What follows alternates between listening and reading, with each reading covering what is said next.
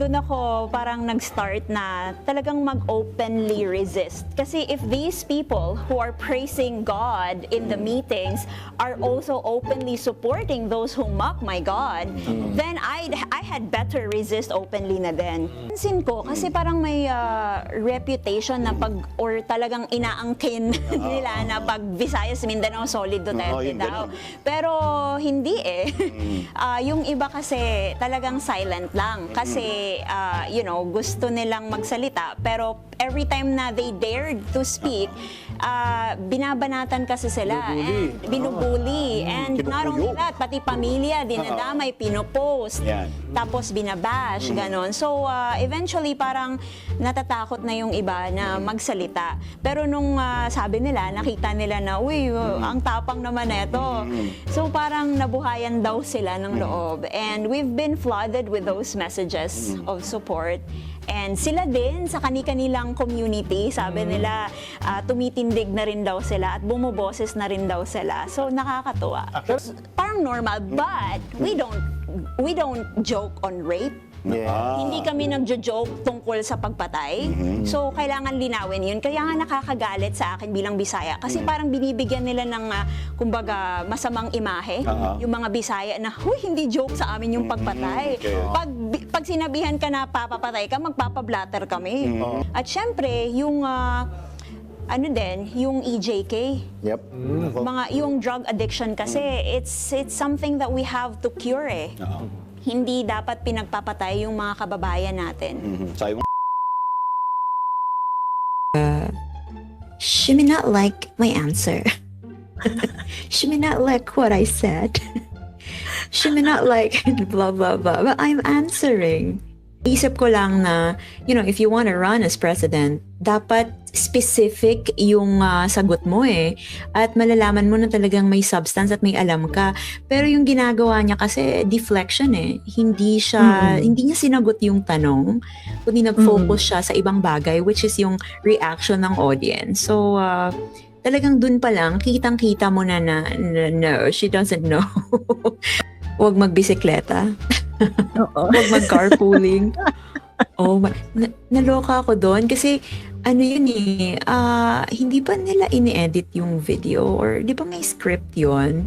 I know. So talagang, bakit? May appearance siya sa SMNI, di ba? Tapos in-interview siya and she seems to be prepared kasi alam niya na yung mga questions ahead, di ba?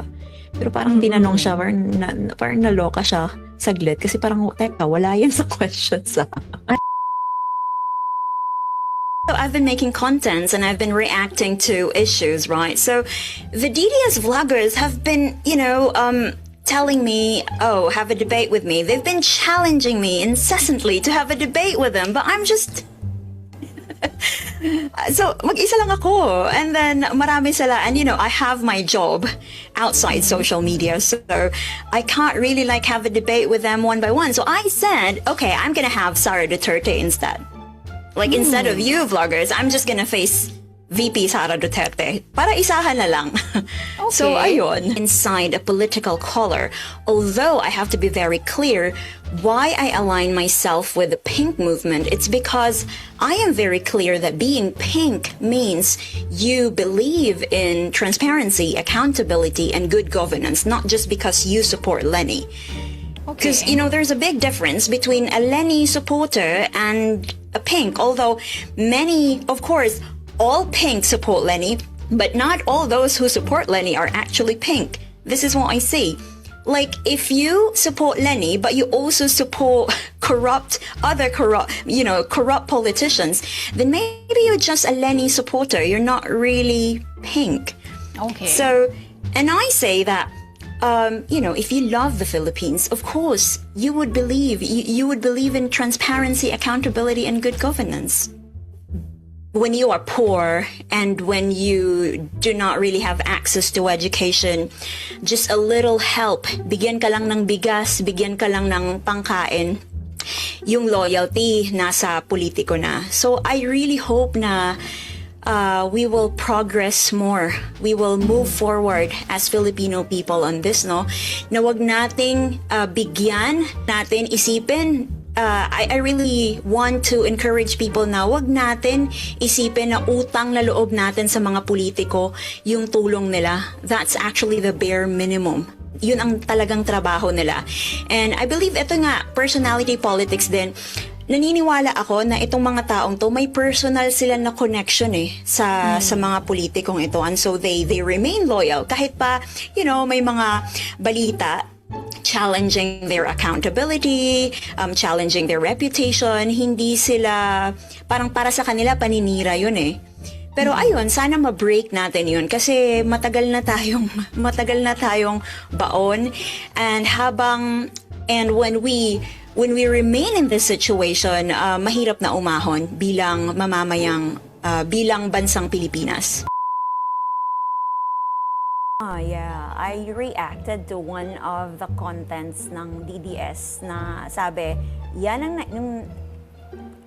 we heard of the passing of Miss Eman Atienza. The daughter of Kim of Atienza. Kuya Kim, yeah. And there were a few DDS vloggers, sinasabi nila, isa yung messaging nila Sabi, yan ang nangyayari sa inyo kapag minak nyo si Duterte. So it was like, parang, Sorry, did she ever mock Duterte? I'm not familiar with well, what- she had a video nung naaresto kasi si former President Rodrigo Okay. Duterte. She had a video of that news in the background. Tapos she was like celebrating. Okay. Willing to debate with VP Sara Duterte. Wow. That's a high bar, huh? Sinasabi nga nila, sino ka ba para i-debate That's si correct. Sara Duterte? And what's your response to that? Well, I'm a Filipino citizen challenging challenging her to debate with me kasi ako yung isa sa mga taong bayan na pinagsisilbihan niya Yes, ito naman para sa mga sumusuporta kay Duterte. Actually, dili ka mo ang kalaban. Hindi kayo yung kalaban. Although harsh ako madalas, although harsh ko usahay, pero actually, na hindi kayo ang personal na inaatake ko, kundi yung paniniwala ni Duterte. Kasi pag-abot sa pagpatay, pag-abot sa mga rape jokes, dili jud ko ganahan ana, and I stand with that.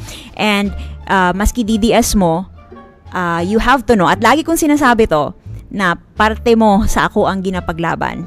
Parte kayo ng pinaglalaban natin kasi iisang bansa lang naman tayo Wala tayong patutunguhan kung watak-watak tayo.